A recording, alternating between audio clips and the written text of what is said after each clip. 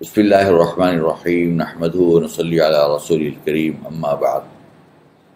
گزشتہ روز جو ہم نے آپ کے سامنے اسلامک لا آف کانٹریکٹ ذکر کیا تھا، اب اس کے اندر ایک اور چیز جو ہم ضروری سمجھتے ہیں،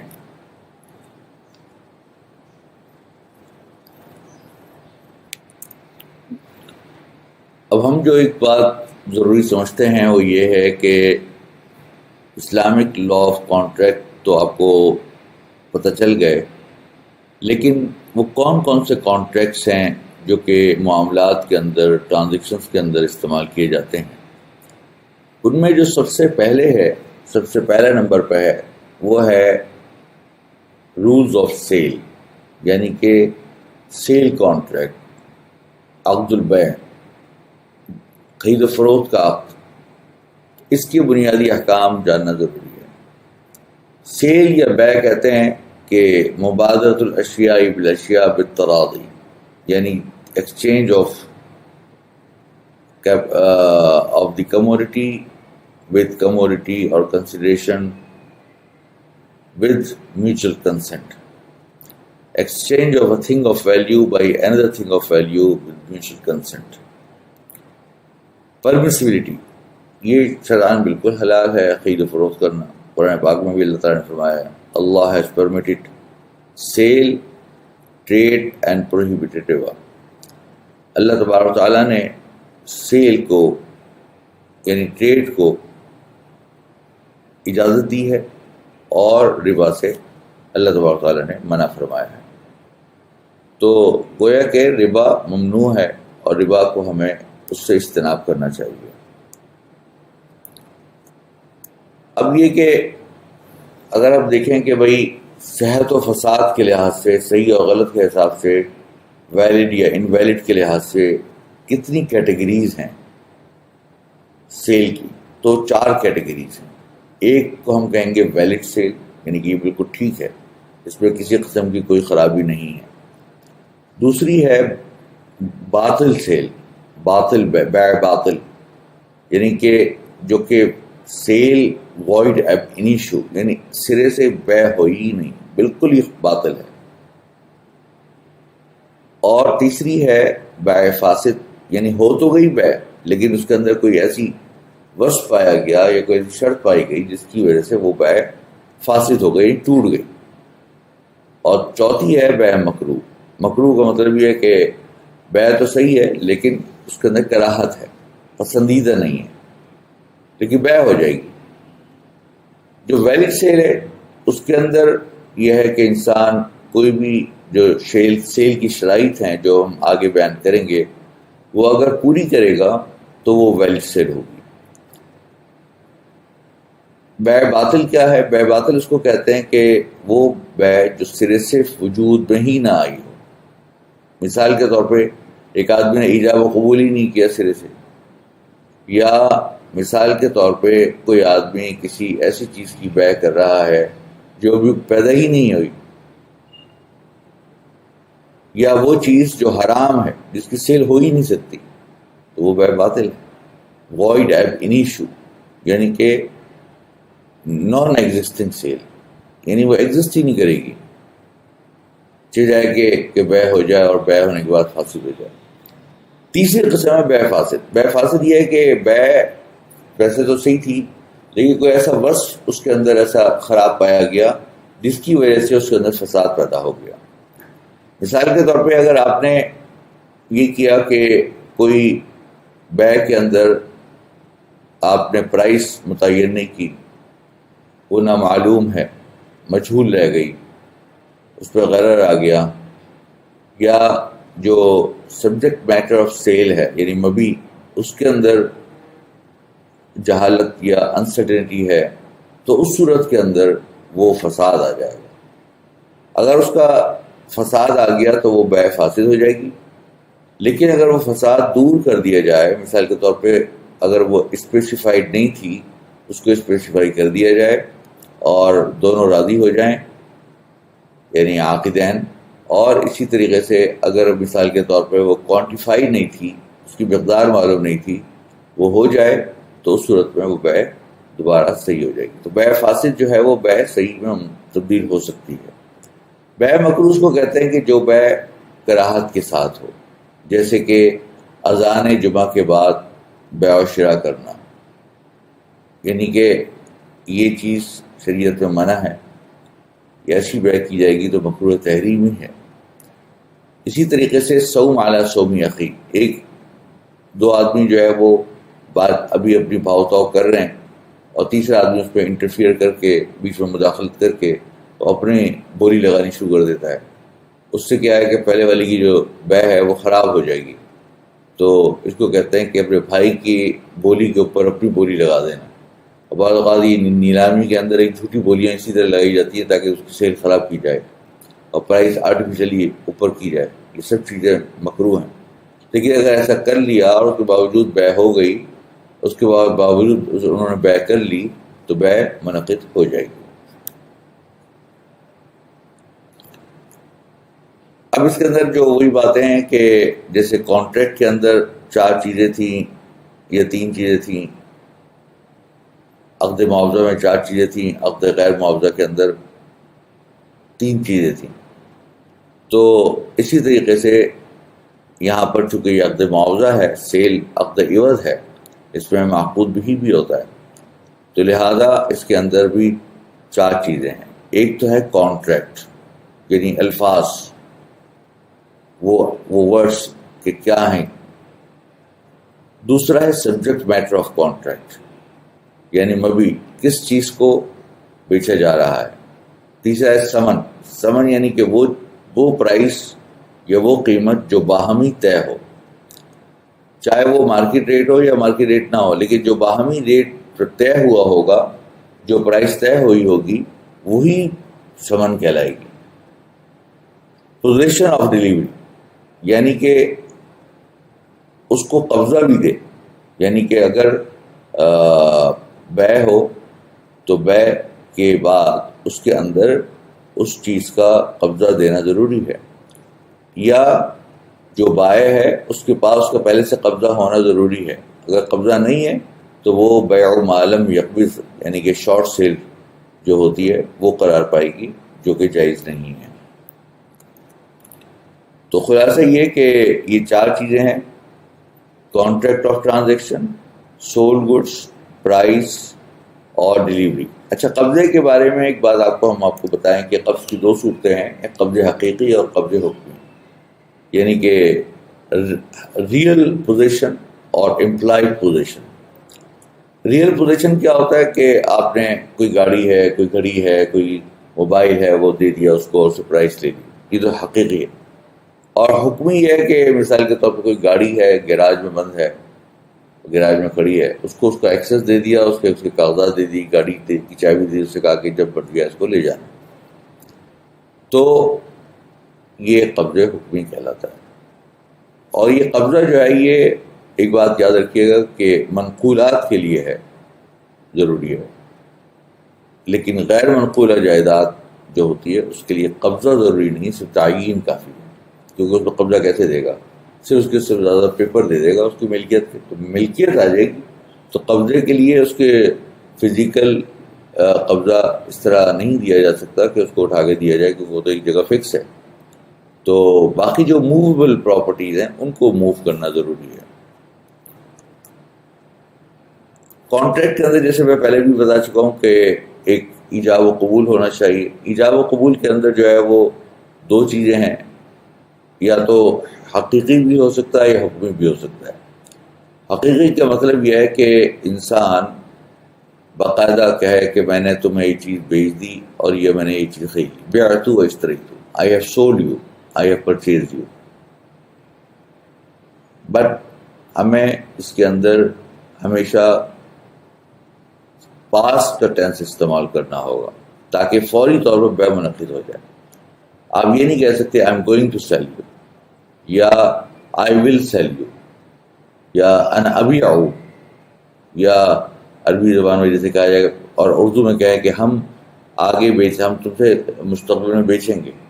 تو یہ تو وعدہ ہوگا، یہ فیوچر کانٹریکٹ ہوگا جو کہ جائز نہیں ہے.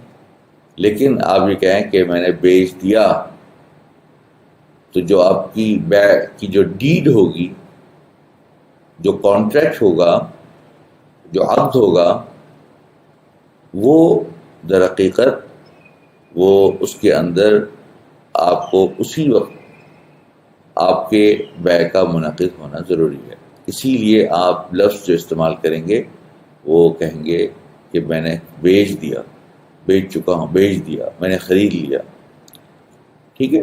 دوسری بات یہ ہے کہ امپلائڈ، یعنی جو ایجاب و قبول ہو وہ الفاظ اگر نہ ہوں، الفاظ کی دونوں صورتیں ہو سکتی تھی، قولی بھی یا تحریری بھی، لیکن اگر الفاظ میں نہ ہو یا تحریر میں نہ ہو تو اس صورت کے اندر حکمی بھی ہو سکتا ہے.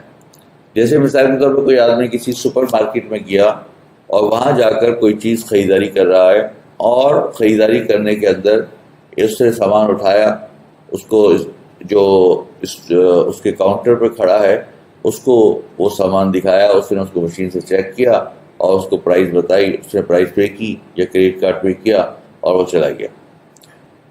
تو اس سے صرف تعاطی پائی گئی. ان دونوں نے، ایک آدمی نے پیسے دیے اور دوسرے آدمی نے اس کو سامان دے دیا. یہ بیع تعاطی کہلاتی ہے، یہ جائز ہے. اس میں کیونکہ دونوں باہمی طور پہ حکماً ایک امپلائڈ وے میں اقتضاءً یہ راضی ہیں اس خرید و فروخت کے اوپر، لہذا اس کو فاسد نہیں کہیں گے، یہ جائز ہوگی، یہ غلط نہیں ہوگی. دوسری بات یہ کہ بائر اینڈ سیلر جو متعاقدین ہیں، یعنی کہ جو پارٹیز آف دی کانٹریکٹ ہیں، ان کے بارے میں آپ کو پہلے بھی پتا ہے کہ وہ ایسے ہونے چاہیے کہ ایک تو پاگل نہ ہوں، یعنی ان دماغی طور پہ صحیح ہوں، ان کو پتہ ہو کہ کیا چیز بیچ رہے کیا چیز نہیں بیچ رہے. دوسرے یہ کہ عاقل ہوں. عاقل سے مراد یہ کہ اور میچیور ہوں، بالغ ہوں. بالغ سے مراد یہ ضروری نہیں ہے کہ حد بلوغ کو پہنچے گا ہی تو بیع ہوگی، بلکہ اگر ایسا بچہ ہے جس کو صبی متمیز کہا جاتا ہے، یعنی کہ جس کو خرید و فروخت کے بارے میں پتہ ہے کہ کتنی یہ چیز کتنے کی ہے. مثال کے طور پر کوئی چھوٹی سی دکان میں کوئی ٹافی خریدنا جاتا ہے، اس کو پتہ ہے کہ یہ ٹافی اتنے کی ملتی ہے. یہ کوئی آئس کریم ہے، وہ اس کو پتہ ہے کہ اتنی آئس کریم اتنے کی ملتی ہے، تو وہ اس کے لیے بیع جائز ہوگی.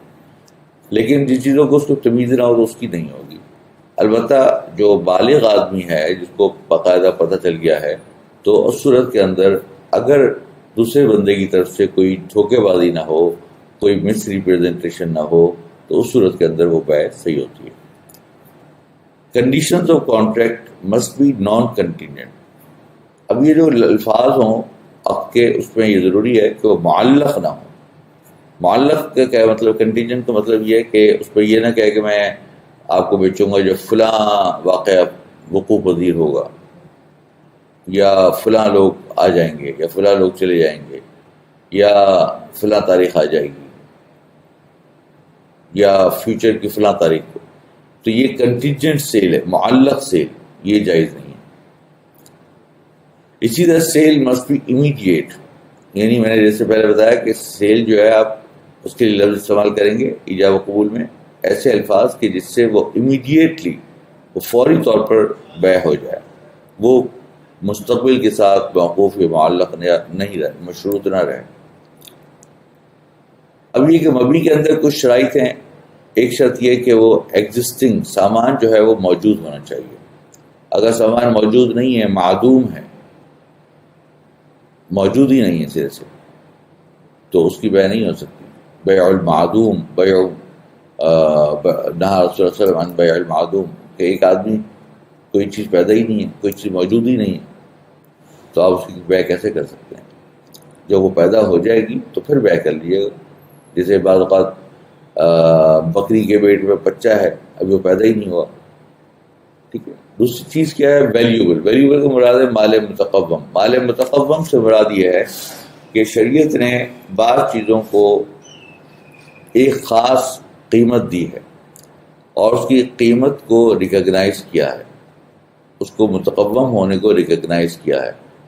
یہ شرعاً جائز ہے، اس کی بیع و شرع جائز ہے. لیکن بعض چیزیں ایسی ہیں جس کی قیمت کوئی نہیں ہے، جیسے کہ دریا کا پانی کوئی بھی آدمی پی سکتا ہے جب تک کہ اس کو کسی برتن میں محفوظ نہ کر لیا جائے. برتن محفوظ کریں گے ایک پروسیس ہوگا، یا کسی ایک جگہ اسے ٹنکی میں محفوظ کر لیا تو پھر شاید اس کی گنجائش ہے. لیکن یا ہوا ہے، جب تک کہ ہوا کا سانس لے رہا ہے بندہ، ہر آدمی کے لیے مباح ہے. تو وہ ایک ایسی چیز ہے کہ جو ویلیوبل ہے، جو کہ سب کے لیے جائز ہے. یا ایسی بھی چیزیں ہوتی ہیں جو بعض چیزیں شریعت میں ویلیوبل نہیں ہوتی، مال متقوم نہیں ہوتی. جیسے مثال کے طور پہ مردار ہے، میتہ جس کو کہتے ہیں، ڈیڈ باڈی، کسی بھی چیز، کسی بھی جانور کی، کسی انسان کی، اس کو آپ بیچ نہیں سکتے. اسی طریقے سے کسی مثال کے طور پہ خون کو یا کوئی شراب وغیرہ ناجائز چیزیں، ان کو خرید و فروخت نہیں کر سکتے. تو یہ سارے مال غیر متقوم ہیں، شریعت میں ان کی کوئی ویلیو نہیں، لہذا ان کو خرید و فروخت کیا جا سکتا. تو دوسری شرط یہ کہ وہ سامان جو ہے وہ ویلیوبل ہونا چاہیے. تیسرا ہے کہ یوزبل ہونا چاہیے. یوزبل کا مطلب یہ ہے کہ وہ قابل استعمال ہو. اگر کوئی چیز استعمال کے قابل ہی نہیں ہے، ناکارہ ہے سرے سے، تو اس صورت کے اندر اس کی بیع و شراء نہیں ہو سکتی. Capable of ownership and title, کوئی ایسی چیز ہو جو اونرشپ اور ٹائٹل کے قابل ہو، اس کو لوگ قبضہ کر سکتے ہوں. کوئی چیز قبضہ کر ہی نہیں سکتے، کسی دوسرے کی پراپرٹی ہے، کسی اور کا مال ہے، یا مال مباح ہے جو سب کے لیے، پورے عوام الناس کے لیے مباح ہے، تو وہ آپ کیسے اس کا مالک بن سکتے ہیں؟ اسی طریقے سے capable of delivery and possession, اس کو آپ کسی کو جو قبضہ ہے دینا چاہیں دے سکتے ہوں. یہ نہیں کہ وہ چیز ہوا میں اڑ رہی ہے، پرندہ ہوا میں جا رہا ہے، آپ کو پتہ ہی نہیں ہے کہ وہ آئے گا نہیں آئے گا، آپ اس کو بیچ رہے ہیں، ہمیں اس کا قبضہ ہو سکتا ہے نہیں ہو سکتا. اسی طریقے سے مچھلی ہے دریا کے اندر، اب آپ مچھلی کیسے بیچیں گے؟ اسی طریقے سے کوئی چیز ایسی ہے کہ جو سمندر کے اندر سفر کر رہی ہے، بہت دور ہے، اب نہیں پتہ کہ آپ کب اس کو پوزیشن دے پائیں گے، تو کب جہاز آئے گا. تو اس طرح کی چیزیں ہیں جو کہ صحیح نہیں ہوں گی. اسپیسیفائڈ اینڈ کوانٹیفائڈ، وہ چیزیں کیا ہوں، معلوم بھی ہوں، اوصاف بھی معلوم ہو اور مقدار بھی معلوم ہو. اور seller must have title and risk.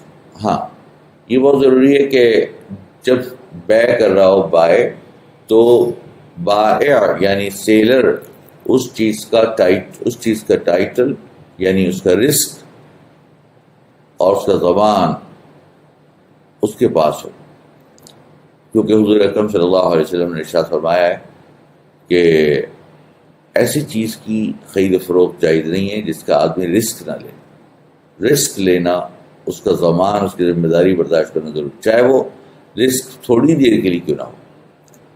مثال کے طور پہ ایک آدمی کوئی سامان سپلائر سے خریدتا ہے، تو خریدنے کے بعد قبضہ کرتا ہے، اس کی رسک میں آتا ہے، تو اس کے بعد آگے وہ فروخت کر سکتا ہے.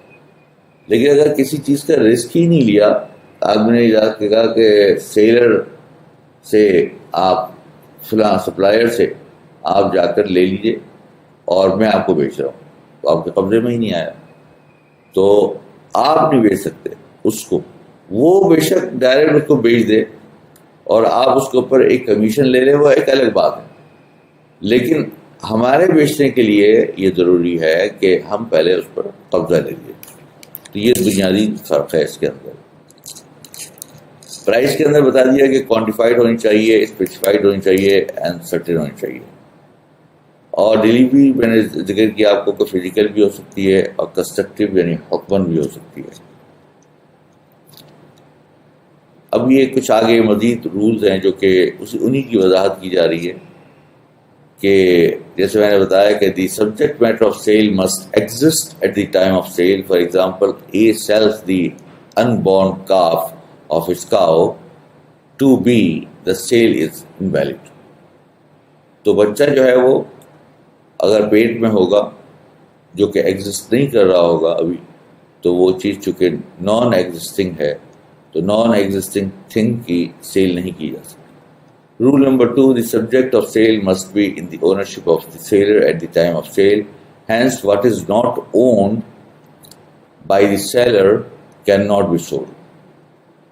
کوئی چیز اگر آپ کی اونرشپ میں نہیں ہے آپ اس کو نہیں بیچ سکتے.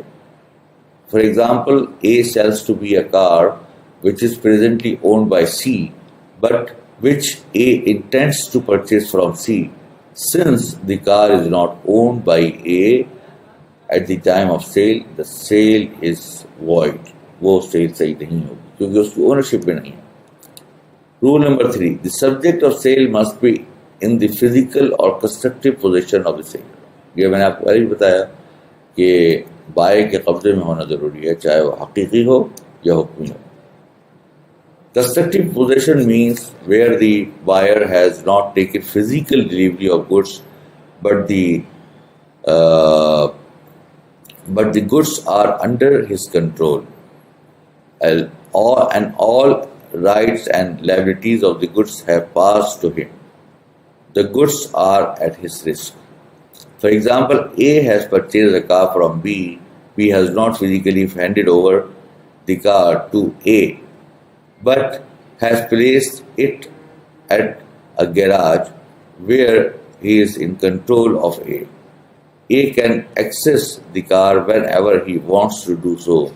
The risk of the car practically passed to A. The car is in the constructive possession of A. Now A can sell the car to third party. تو خلاصہ یہ کہ اگر کسی بھی خریدار نے کوئی اس طرح کا قبضہ کر لیا کہ اس کو کسی بھی وقت وہ یعنی اس کو قبضہ دے دیا، چابی دے دی، کڑی کاغذات دے دیے، اس کو وہاں سے لے جانے کا اختیار دے دیا، تو خود بخود قبضہ متحقق ہو جائے گا اور یہ قبضہ حکمی ہوگا. Rule number 4, the sale must be instant and absolute. Thus, the sale attributed to future date or a date contingent to a future event is void. For example, A says to B, on the 1st January, I sell my car to you.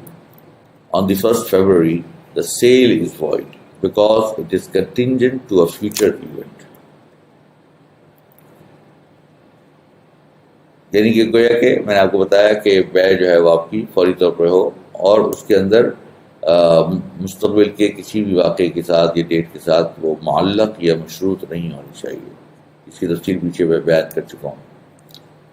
Rule number 5, the subject of sale should be an objective of value. Mall متقوم, a thing having no value according to the usage of the trade cannot be sold. ایک چیز ایسی ہے کہ شریعت نے اس کی value نہیں قرار دی تو اس کو خرید فروخت نہیں کیا جا سکتا، جیسے میں نے اس کی تفصیل پیچھے آپ کو بیان کر دی. The subject of sale should not be a thing used for haram purpose. For example, pork, wine, etc. کوئی حرام پرپس کے لیے کوئی چیز اگر خریدی جا رہی ہے تو وہ بھی جائز نہیں، کیونکہ حرام تو حرام کو بیچنا ہی جائز نہیں ہے. Subject of sale should be specifically known and identified to the buyer. The subject of sale must be identified by pointing out.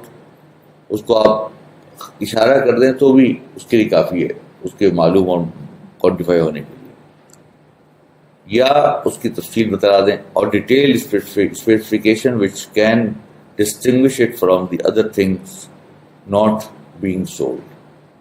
For example, A points to a building and says to B, I sell one of the apartment in this building to you. The sale is void unless the apartment is specifically identified to the buyer. جب تک کہ وہ متعین نہیں کرے گا کون سا apartment ہے اس وقت تک بیع نہیں ہوگی. The delivery of sold commodity to the buyer should be certain and should not depend on a contingency or chance. Chance کا سودا نہ ہو کہ اگر فلاں کام ہو گیا تو آپ کو مل جائے گا. جیسے بعض اوقات لاٹری ہوتی ہے نا کہ آدمی اگر پیسے دیتا ہے اب اس کو کچھ نہیں پتا ہوتا کہ اس پہ کیا نکلے گا. بعض اوقات اس پہ جو ہے وہ 1 روپے کی چیز نکلتی ہے، بعض اوقات 100 روپے کی چیز نکلتی ہے، بعض اوقات 1000 کی بھی نکل جاتی ہے. یہ چانس کے سودے ہیں. یہ غرر بھی ہے، میسر بھی ہے، قمار بھی ہے، گیملنگ بھی ہے، سب ناجائز ہے. For example, if A sells his stolen car to a person in a hope that he will manage it to get it back, the sale is void. یہ بھی ایک بہت رسکی ٹرانزیکشن ہے جو کہ جائز نہیں ہے. The certainty of price is necessary condition for the validity of sale. For example, A says to B, if you pay in 1 month, the price is 50, but if you pay in 2 months, then price is 55. The price is uncertain at the time of sale, hence it is void. اگر یہ کہتا ہے کہ تو مجھے 1 مہینے میں دو گے تو 50 روپے، 2 مہینے میں دو گے تو 55 روپے ہے، اور طے نہیں کرتا بوقت آپ کہ بھائی 1 مہینے میں دے گئے 2 مہینے میں دے گئے، تو اس صورت کے اندر وہ چیز ویریبل رہتی ہے، قابل تغیر رہتی ہے، قابل تبدیل رہتی ہے، ایز پر دی کانٹریکٹ یا ایز پر دی ایگریمنٹ کہ 1 مہینہ یا 2 مہینہ 3 مہینہ، اس کے حساب سے پرائز بڑھتی چلی جاتی ہے، تو وہ بیع جائز نہیں ہے. ہاں البتہ اگر پرائز طے ہو جائے، مثال کے طور پر کہتا ہے اچھا میں تو 2 مہینے میں دوں گا، تو کہتا ہے اب 55 روپے ہی دینا، بس اب نہ اس سے کم ہو سکتی ہے نہ بڑھ سکتی ہے. باہمی یعنی کہ الا ہے کہ باہمی رضامندی سے اس وقت کوئی تبدیلی کر دی جائے پرائز کے اندر تو الگ بات ہے، لیکن وہ پرائز فکس ہو گئی اب وہ قانوناً نہ شرعاً پرائز کو کوئی تبدیل نہیں کر سکتا، تو پھر جائز ہو جائے. A can give the 2 options to B, but then B must select one option to validate the sale. یہی بات میں نے ابھی ذکر کی کہ اگر 2 آپشن دیے ہیں تو ان میں سے ابھی حق کے وقت ایک آپشن کو سلیکٹ کرنا ہوگا تاکہ پرائز متعین ہو جائے. The sale must be unconditional. A conditional sale is invalid unless the condition is recognized as a usual practice of trade. For example, if A buys a free refrigerator from B with a condition that B undertakes its free service for 2 years, the condition being recognized as a part of the transaction is valid and the sale is lawful. میں نے آپ کو یہ بات پہلے بھی ذکر کی تھی کہ شرط فاسد کے اندر کہ وہ شرط فاسد ہوتی ہے کہ جو شرط حق کے موافق نہ ہو، کسی ایک پارٹی کے فیور میں ہو، اور وہ شرط بازار میں مروج نہ ہو، متعارف نہ ہو، رائج نہ ہو، تو اس صورت کے اندر وہ شرط جو ہوتی ہے وہ وائڈ ہوتی ہے، شرط فاسد ہوتی ہے. لیکن اگر وہ کسی کے مثال کے طور پہ کسی کے فائدے میں نہیں ہے، یا وہ شرط فائدے میں تو ہے لیکن وہ رائج ہو چکی ہے، جیسے ریفریجریٹر اگر آدمی کوئی لے رہا ہے، اب حصولاً تو یہ ہونا چاہیے کہ جب آپ نے کسی چیز کو بیچ دیا تو اس کا سارا ضمان، سارا اس کا رسک منتقل ہو گیا دوسرے کو، مشتری کو. اب وہ یہ رائٹ نہیں رکھتا کہ 100 سال 2 سال بعد اس کو آئے اور آگے کہے کہ میرا تم ریپیئر کرو یا مجھے وارنٹی دی تھی تو ریپلیس کرو. لیکن اگر یہ مروج ہو گئی ہے، یہ چیز رائج ہو گئی ہے، پریکٹس مارکیٹ پریکٹس میں آ گئی ہے، تو یہ عرف کے اندر آ گئی ہے، لہذا اس کو اس صورت کے اندر یہ شرط فاسد نہیں ہوگی، شرط صحیح ہوگی اور اس طریقے سے بیچنا جائز ہوگا. اب ایک بات یہ کہ یہ معلوم ہونی چاہیے کہ سیل اور ایگریمنٹ ٹو سیل، یہ پرومس ٹو سیل، اس کے اندر کیا فرق ہے؟ A sale cannot be effected unless the above mentioned conditions are fulfilled. جب تک کہ پیچھے کنڈیشنز جو ہیں وہ پوری نہ کی جائیں. But one can promise to sell something which is not owned by him. ایک آدمی کا کوئی چیز اون میں نہیں ہے لیکن آنے والی ہے، وہ کہتا ہے اچھا ٹھیک ہے جب آ جائے گی تو میں آپ کو بیچ دوں گا، جیسے ہی آتی ہے میں آپ کو بیچوں گا، یہ وعدہ کر سکتا ہے. The promise initially creates a moral obligation. کہہ رہے ہیں یہ حقیقت میں جو وعدہ ہوتا ہے یہ ایک انسان کا اخلاقی ذمہ داری ہے. If the promise has resulted in the premise incurring some liability, some jurists allow that the promise be legally forced to fulfill the promise. ہاں البتہ اگر وعدہ ایسا ہے کہ جس کی وجہ سے دوسرے بندے نے کوئی ایسا اقدام اٹھا لیا یا اٹھانا پڑ رہا ہے، اس کو پتہ ہے پرومیسر کو کہ یہ بندہ اس کی وجہ سے یہ کام کرے گا، جس کی وجہ سے اگر اس نے وعدے کو پورا نہ کیا تو اس کو ضرر لاحق ہوگا، نقصان پہنچے گا، تو اس صورت کے اندر اس وعدے کی ایفا کروانا جو ہے اگر اس کی استطاعت میں ہے تو قضاءً یعنی لا کے ذریعے اس کو انفورس کیا جا سکتا ہے۔ اب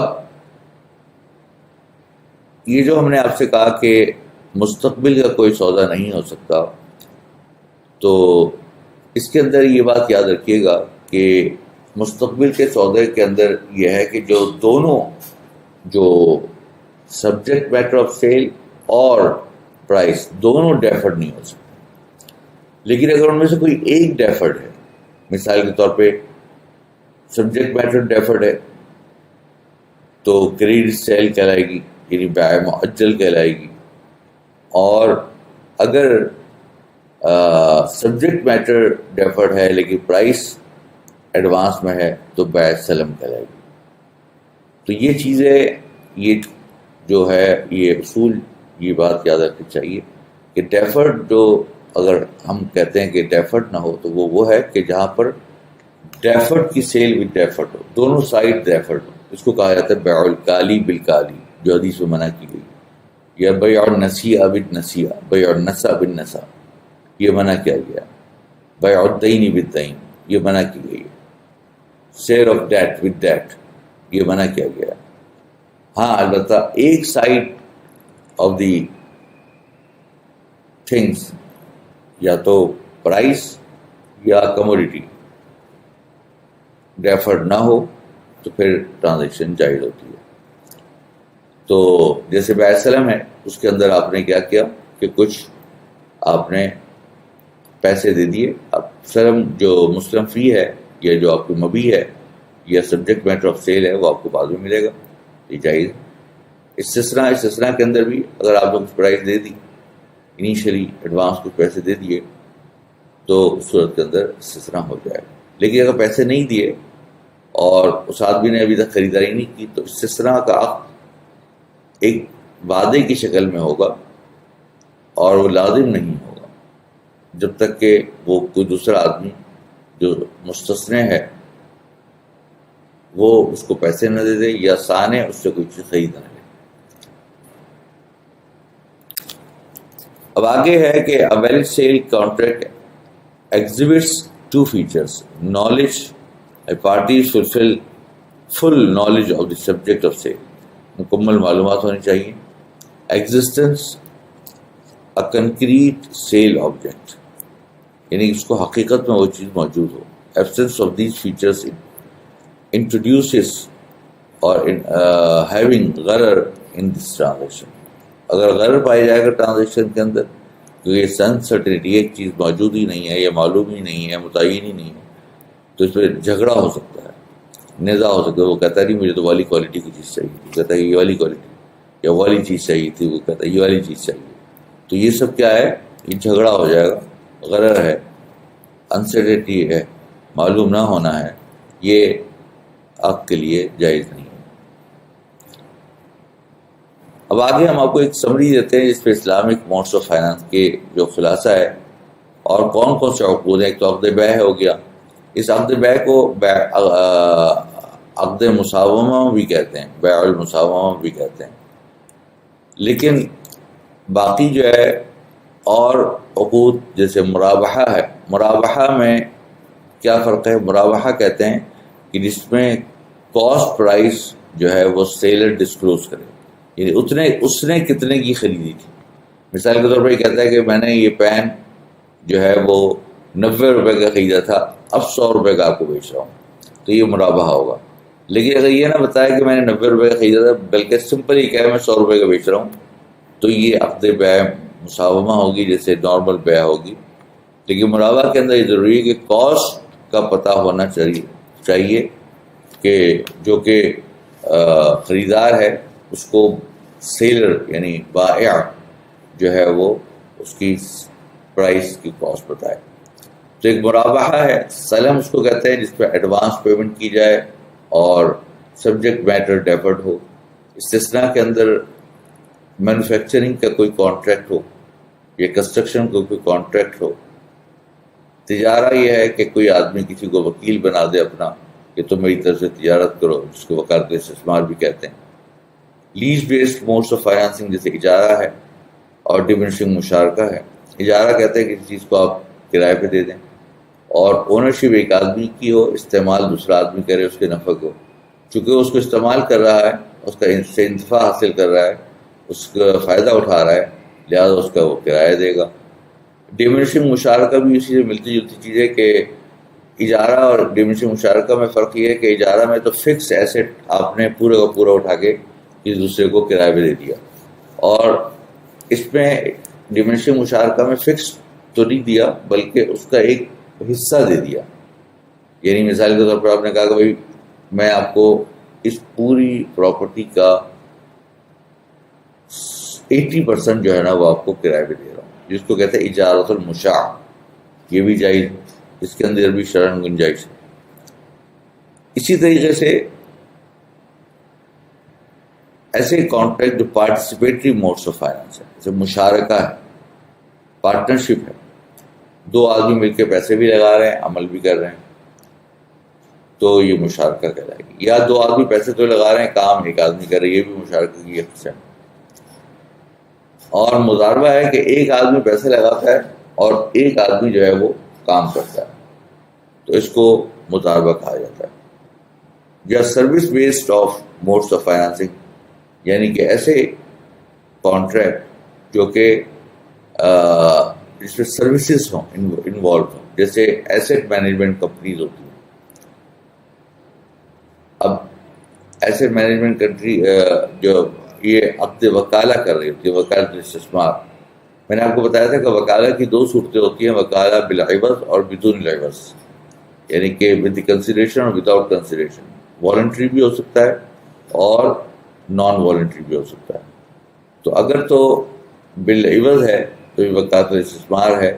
اور جیسے ایسٹ مینجمنٹ کمپنیز جو ہے وہ ایسٹ کو مینیج کر رہی ہوتی ہیں، ویلتھ مینجمنٹ کمپنیز ہوتی ہیں، یا اسٹاک مینجمنٹ کمپنیز ہوتی ہیں، یہ سب چیزیں جو ہے سروسز بیسڈ کانٹریکٹ ہیں، یہ بھی فائنانسنگ کے اندر استعمال کیے جاتے ہیں. مرابہ کے بارے میں نے بتا دی کہ مرابہ is a particular kind of sale and not a financing in its origin. یہ اصل میں فائنانسنگ نہیں ہے کہ آپ سیل کی چیز کو، یعنی اصل میں یہ اس لیے ہے کہ جب ایک آپ کے پاس کوئی بینک آیا، آپ کے پاس کوئی کلائنٹ آیا، اس نے کہا مجھے پیسوں کی ضرورت ہے. اب بینک اس کے ساتھ پارٹنرشپ نہیں کرنا چاہتا، اس کے ساتھ ایک فکس ریٹ کے اوپر ایک فائنانسنگ کرنا چاہتا ہے. تو اس سے پوچھے گا بھائی تمہیں یہ پیسے کیوں چاہیے؟ وہ کہتا ہے مجھے فلاں چیز خریدنی، گاڑی خریدنی ہے، یا فلاں سامان خریدنا ہے، یا پلانٹ خریدنی ہے، مشینری خریدنی ہے، یا فلاں را مٹیریل خریدنا ہے. تو بینک کہتا ہے کہ اچھا ایسا کرتا ہوں، میں خرید لیتا ہوں، میں اپنے قبضے میں لیتا ہوں، میں قبضے میں لے کر آپ کو ادھار میں بھیج دوں گا انسٹالمنٹ. یہ مرابہ کہلاتا ہے. اس میں یہ ہوتا ہے کہ کاسٹ پلس ٹرانزیکشن ہوتی ہے. اس کو بتایا جاتا ہے کہ بھائی کاسٹ اتنی کی ہے اور ہم تم سے 10% چارج کریں. یہ اس لیے ہے تاکہ یہ جو عقود ہوں یہ بالکل ایک پروڈنٹ ہوں اور بالکل صاف ہوں، کہ آدمی کو پتا ہو کہ بھائی کاسٹ کتنی کی آئی، کون سی چیز کون سے قسم والی لی ہے، اور اس کے اوپر اس نے کتنا نفع کمایا ہے، تاکہ وہ یہ نہ کہہ سکے کہ اس نے زیادہ چارج کر لیا. اب اس کے اندر کیا کیا چیزیں ہم مرابہ کے اندر فروخت ہو سکتی ہے؟ را مٹیریل ہے، انوینٹری ہے، اکوپمنٹ ہے. امپورٹ فائنانس میں استعمال ہوتا ہے، یہ ایکسپورٹ فائنانس میں استعمال ہوتا ہے. کنزیومر ڈیوریبل فائنانسنگ میں استعمال ہوتا ہے، ہاؤسنگ فائنانس میں استعمال ہوتا ہے، وہیکل فائنانس میں، لینڈ فائنانسنگ میں، ٹور اور ایجوکیشن پیکج فائنانسنگ میں. ان تمام چیزوں میں مرابہ استعمال کیا جا سکتا ہے. سلم سیل کیا ہے؟ A solemn transaction is the purchase of a commodity for a deferred delivery in exchange of immediately payment.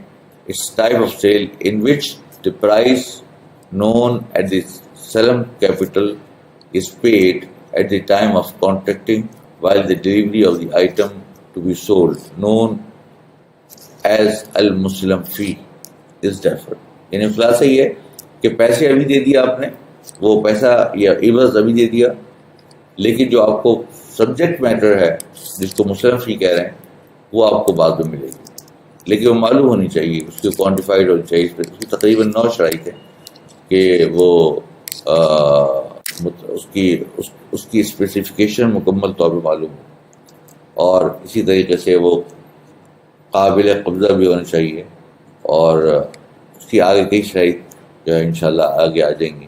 In modern Islamic banking transaction, generally Islamic banks purchases on the basis of salam and then appoints its customer as an agent to sell salam goods on behalf of Islamic banks. یہ بھی ہو سکتا ہے کہ آپ کسی کے ساتھ سلم کریں اور پھر جب وہ اس کو آپ کو قبضہ دے دے تو پھر اس کے بعد آپ اس کو وکیل بنا دیں اپنے کلائنٹ کو کہ تم میرے بہاف پر آگے لے جا کر سیل کرتے ہیں. تو یہ بھی صورت رائج ہے. Salam sale. Application of salam. Salam is being used in the following scenarios globally for short, medium اور long term finance. Agriculture financing میں استعمال ہوتی ہے, import finance میں استعمال ہوتی ہے, export finance میں استعمال ہوتی ہے, inventory financing میں استعمال ہوتی ہے. Istisna is a contract of sale of a specified item to be manufactured or constructed with an obligation on the part of manufacturer or builder contractor to deliver them to the customer upon the completion. Contract جس کو عقد مقابلہ بھی کہتے ہیں عربی زبان میں, استثنا بھی کہتے ہیں اس کو, یعنی کہ کسی چیز کا بنانے کا کانٹریکٹ ہے, مینوفیکچر کرنے کا یا کنسٹرکشن کا آرڈر دینا, اس کو عقد استثنا کہتے ہیں. In modern Islamic banking transaction generally Islamic banks purchases or place order to manufacture on the basis of istisna and then appoints its customer as an agent to sell istisna goods on behalf of Islamic banks or give the manufactured asset on lease to the customer. یعنی کہ دو صورتیں ہو سکتی ہیں کہ آپ جو ہے وہ یا تو یہ کہیں کہ وہ فلاں چیز بنا لو اور بنا کے جو ہے وہ اس چیز کو ایک تھرڈ پارٹی کو بیچ دو, تو اس صورت کے اندر بینک نفع کما لے گا. اور دوسری صورت یہ کہ اس کو کرائے پہ دے دو, یعنی بنانے کے بعد اسی بندے کو جس کے لیے بنایا ہے اور اس کو کرائے پہ بھی دیا جا سکتا ہے, یا کسی تھرڈ پارٹی کو بھی کرائے پہ دیا جا سکتا ہے. تو ایک پہلے استثنا کا عقد ہوگا, جب استثنا کا عقد ختم ہو جائے گا تو اس کے بعد پھر یہ دوسرا عقد ہوگا. ایک یہ سوال کیا جاتا ہے بعض اوقات کہ یہ جو عقود ہیں ایک اس میں کہیں ایسا تو نہیں کہ صفقۃ فی صفقہ ہو رہا ہو یا بیع و شرط ہو رہی ہو, یعنی کہ دو عقد کو ایک ساتھ ملایا جا رہا ہو جو کہ ناجائز ہے. نہیں, اس پہ ایسا نہیں ہو رہا, کیونکہ وجہ یہ ہے کہ دو عقد ہیں الگ الگ سیکوینس کے اندر ہیں. ایک پہلے استثنا ہوگا, اس کے بعد پھر اجارہ ہوگا. تو یہ چیز جو ہے نا یہ ہمیشہ یاد رکھنی چاہیے. تو اسی پہ ہم آج بات اپنی ختم کرتے ہیں. اللہ تبارک و تعالیٰ سے درخواست ہے اللہ تعالیٰ اس کو قبول فرمائے. وآخر دعوانا الحمد للہ رب العالمین.